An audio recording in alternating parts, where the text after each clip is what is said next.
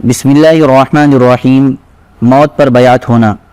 حضرت سلمہ رضی اللہ تعالیٰ عنہ فرماتے ہیں کہ میں حضور صلی اللہ علیہ وسلم سے بیعت ہو کر ایک درخت کے سائے میں ایک طرف جا بیٹھا۔ جب لوگ کم ہو گئے تو آپ نے فرمایا، اے ابن الاقوع، کیا تم بیعت نہیں ہوتے ہو؟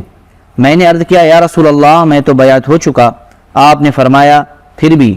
چنانچہ میں آپ سے دوبارہ بیعت ہو گیا۔ راوی کہتے ہیں، میں نے حضرت سلمہ سے کہا، اے ابو مسلم، آپ لوگ اس دن کس چیز پر بیعت ہو رہے تھے؟ انہوں نے کہا، موت پر۔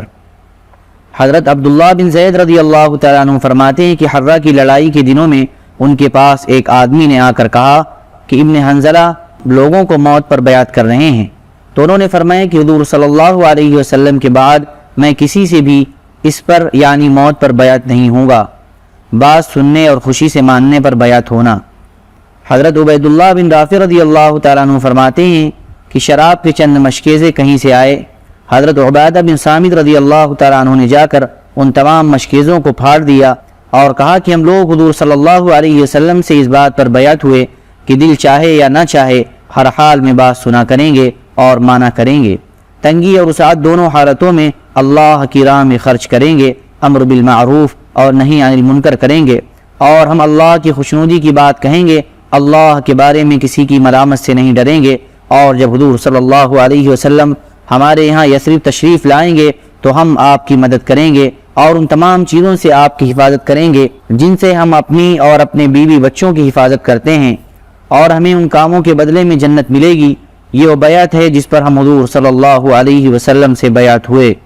حضرت عبادہ رضی اللہ تعالیٰ عنہ فرماتے ہیں کہ ہم لوگوں نے حضور صلی اللہ علیہ وسلم سے جنگ پر بیعت کی کہ تنگی اور وسعت میں دل چاہے یا نہ چاہے اور چاہے ہم پر دوسروں کو ترجیح دی جائے، ہر حال میں ہم بات سنیں گے اور مانیں گے، امیر سے امارت کے بارے میں جھگڑا نہیں کریں گے، جہاں بھی ہوں گے حق بات کہیں گے، اور اللہ کے بارے میں کسی کی ملامت سے نہیں ڈریں گے۔ ابن جریر نے حضرت جریر رضی اللہ تعالیٰ عنہ سے روایت کی ہے کہ میں نے حضور صلی اللہ علیہ وسلم سے بات سننے اور ماننے پر اور تمام مسلمانوں کی خیر خواہی کرنے پر بیعت کی۔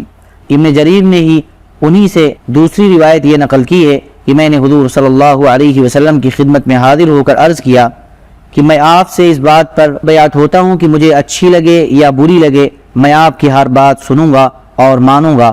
آپ نے فرمایا، کیا تم اس طرح کر سکتے ہو؟ اس طرح نہ کہو، بلکہ یوں کہو، جو بات میرے بس میں ہوگی اسے سنوں گا اور مانوں گا۔ تو میں نے کہا، جو بات میرے بس میں ہوگی۔ چنانچہ آپ نے مجھے اس پر بھی بیعت فرمایا اور مسلمانوں کی خیر خواہی پر بھی بیعت فرمایا۔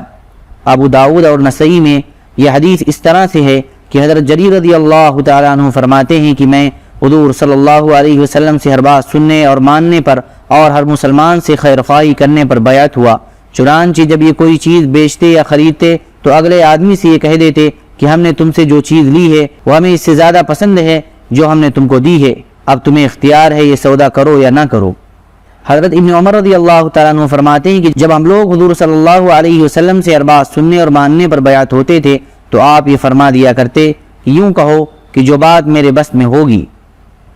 حضرت عتبہ بن عبد رضی اللہ تعالیٰ عنہ فرماتے ہیں کہ میں حضور صلی اللہ علیہ وسلم سے 7 دفعہ بیعت ہوا، 5 مرتبہ بات ماننے پر اور 2 مرتبہ محبت کرنے پر۔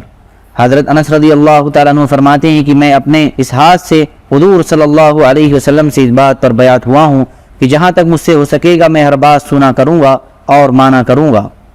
سبحان ربک رب العزت عما یصفون وسلام علی المرسلین الحمد للہ رب العالمین۔